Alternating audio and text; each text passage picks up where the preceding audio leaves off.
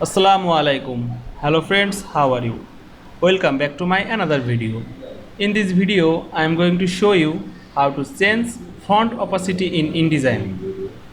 Let's get started. At first, open your Adobe InDesign software. Then, firstly select the text and click the fill. And you can see here are tint option. Now here right, okay, then click enter.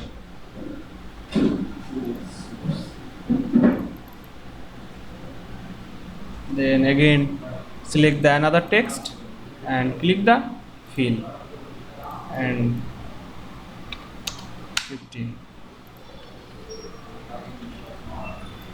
You can see change font opacity this text. Now click the select the text box and then click the fill, and here are the tint option. Now double click, Ctrl A, select all, click fill. Here we can see apply to text. Then you can write 40